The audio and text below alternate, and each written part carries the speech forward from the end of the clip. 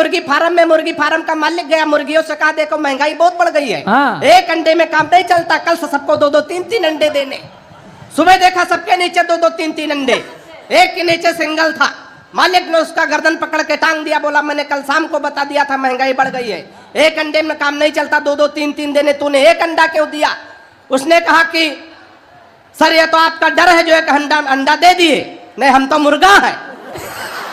तो एक बार तालियां बजाओ, कप्तान साहब बैठे तो कहा बहुत अच्छा मुर्गा उर्गा बने। कवि सम्मेलन 3 लोगों की जिम्मेदारी कप्तान साहब कवि सम्मेलन में होती, एक तो संचालक, दूसरे कवि और तीसरे श्रोता। सबसे बड़ी जिम्मेदारी आपकी, एकों की जिम्मेदारी कम हुई तो कवि सम्मेलन जमने वाला नहीं।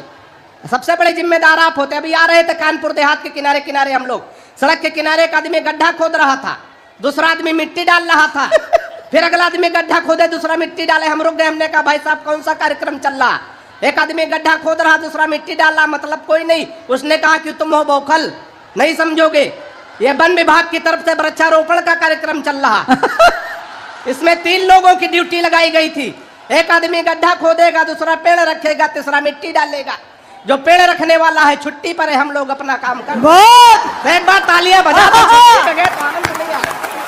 बीच बीच में ऐसा सीटी कौन बजा रहा है? या ऐसे सीटी बजा रहा आसाराम बापू छूट गए क्या?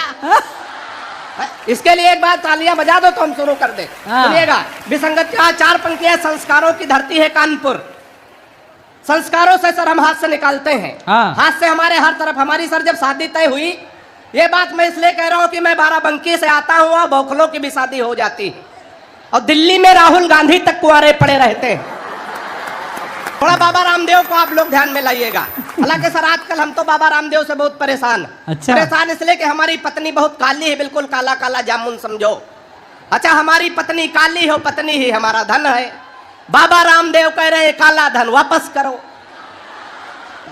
वापस कहेंगे हम तैयार हो गए, काला धन वापस कर देंगे। बाबा बड़ा होशियार आदमी, तुरंत दूसरा सवाल किया, काले धन को सार्वजनिक करो। तो 4 पंक्तियां बाबा को ध्यान में रखे, थोड़ा और आनंद।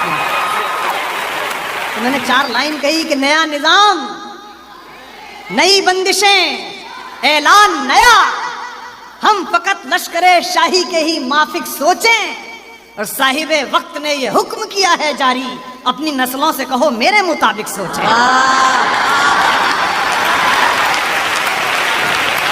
कि ये उर्दू बाज़्म है, और मायूस मत होइए कभी भी। ये 4 साल 5 साल 10 साल की सरकारें हैं, ये आती जाती रहेंगी, ये मंच सदा सुहागन रहेंगे। यहाँ कुमार साहब बैठते थे,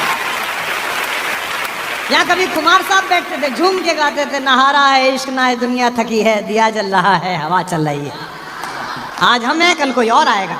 तब कहता हूँ कि ये उर्दू बाज़्म है और मैं तो हिंदी माँ का जाया हूँ। बाराबंकी वालों, ज़बाने मुल्क की बहनें हैं, ये पैगाम लाया हूँ, मुझे दुगनी मोहब्बत से सुनो उर्दू ज़बां वालों।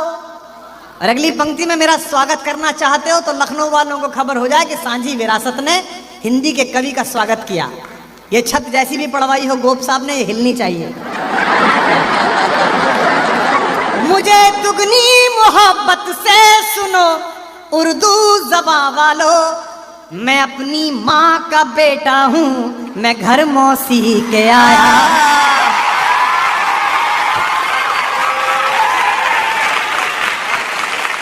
मैंने कोशिश की कि मेरी एक भी कविता ऐसी ना हो जो मेरी माँ और मेरी मौसी दोनों के पैर छू करना है। बुलंदशहर में मुशायरा हुआ था, तो एक मंत्री जी आए थे, तो सारे शायरों ने उनसे कहा कि मंत्री जी मैं आपकी तवज्जो चाहता हूँ, मैं आपकी तवज्जो चाहता हूँ। तो मंत्री जी ने बाद में भाषण दिया कि बहुत अच्छा मुशायरा हुआ है और बहुत अच्छे मुशायर आए हैं, और कई मुशायर ने हमसे तवज्जो मांगी है। तो हम लखनऊ जाके मुख्यमंत्री से बात करेंगे और कोशिश करेंगे हर मुशायर को एक एक तवज्जो दिलाई जा सके। ये कमिश्नर साहब बहुत प्यारे आदमी हैं और ये गाते बहुत अच्छा है।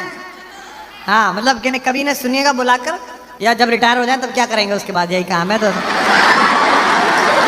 कि ताल को, अभी मैं कल भोपाल में था, वहाँ जो डीजी पुलिस था उसने भी कविता सुनाई, जो दरोगा था उसने भी कविता सुनाई, तो फिर मुझे दिलावर फिगार याद आए जी।